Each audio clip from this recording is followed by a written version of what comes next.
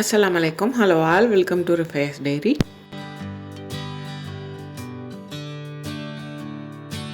Tea கடை கஜடா, இது ஆட்டுக்கால் கேக், முட்டைக்கோஸ், இந்த மாதிரி ஒவ்வொரு இடத்துல ஒவ்வொரு பேர் சொல்லுவாங்க. இது எப்படி செய்கிறதுன்னு பார்க்கலாம். செய்கிறதுக்கு 1 கப் மைதா, 1/2 கப் சீனி, 1 முட்டை, 3 ஏலக்காய், 2 டேபிள் ஸ்பூன் ரவை, 1 டேபிள் ஸ்பூன் அரிசி மாவு, 1/4 டீஸ்பூனுக்கும் கம்மியாக பேக்கிங் சோடா, 1 பிஞ்ச் உப்பு, 1 டீஸ்பூன் நெய், 2 டேபிள் ஸ்பூன் பால். இப்போ ஒரு மிக்சர் ஜாரில் எடுத்துருக்க சீனியை சேர்த்து அது கூடவே எடுத்துருக்க 3 ஏலக்காயும் சேர்த்து இதை அரைச்சி எடுத்துக்கணும். இந்த மாதிரி நல்லா சாஃப்டாக அரைச்சி எடுத்துக்கோங்க. இது கூடவே எடுத்துருக்க ஒரு முட்டையும் சேர்த்து அதையும் நல்லா சாஃப்டாக அரைச்சி எடுத்துக்கணும்.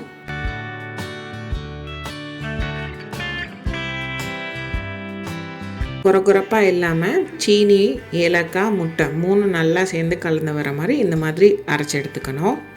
இப்போ ஒரு மிக்சிங் பவுலில் எடுத்துருக்க மைதா, இது கூடயே ரவை, அரிசி மாவு, உப்பு, பேக்கிங் சோடா, நெய்,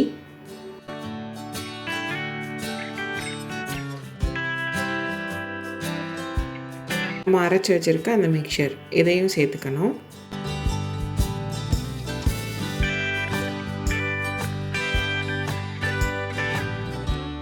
இது எல்லாத்தையும் சேர்த்துட்டு கை வச்சு கொஞ்சம் கொஞ்சமாக சேர்த்து பிணைஞ்சு விடணும்.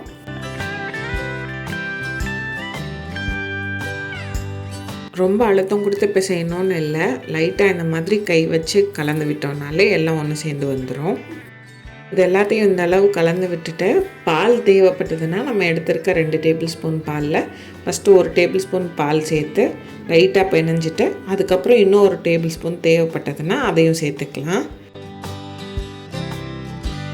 நான் இன்னொரு டேபிள் ஸ்பூன் பாலையும் சேர்த்துக்கிட்டேன். இப்போ இது எல்லாத்தையும் ஒன்று சேர்ந்து பிணைஞ்சு எடுத்துக்கணும்.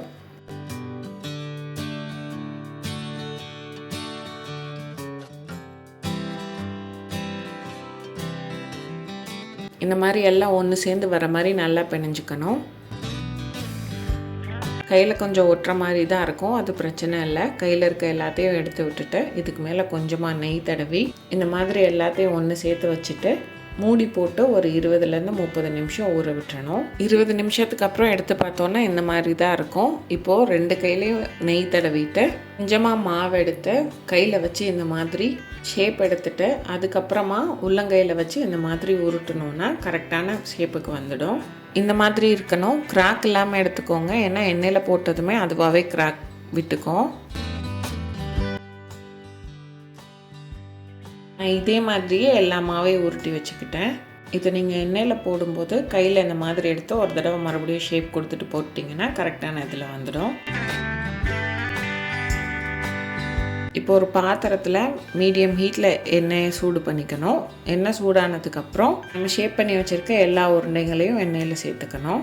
எண்ணெய் ரொம்ப சூடாக இருக்கக்கூடாது, மீடியம் ஹீட்டில் தான் இருக்கணும். போட்டுட்டு அடிக்கடி இந்த மாதிரி அந்த பாலில் எதுவும் டிஸ்டர்ப் பண்ணிடாமல் லைட்டாக திருப்பி விட்டுக்கோங்க. இது வேகிறதுக்கு கொஞ்சம் டைம் எடுக்கும். நீங்கள் ஹீட் அதிகமாக வச்சிட்டிங்கன்னா கலர் சேஞ்ச் ஆகி உள்ளே வேகாமல் வந்துடும். அதனால மீடியம் ஹீட்லேயே வச்சு கொஞ்சம் கொஞ்சமாக திருப்பி போட்டுகிட்டே இருங்க. கரெக்டாக வெந்து இந்த மாதிரி அழகாக அதுவே கிராக் விட்டு டீ கடை கஜடா ரெடி ஆகிடும். நல்லா ஆறுனதுக்கப்புறம் ஒரு ஏர்டைட் கண்டெய்னரில் போட்டுக்கிட்டிங்கன்னா 1 வாரத்துக்கு மேலே நல்லா வச்சு சாப்பிட்டுக்கலாம். வெளியே கிறிஸ்பியாக உள்ள நல்லா சாஃப்டாக ரொம்பவே நல்லாயிருக்கும்.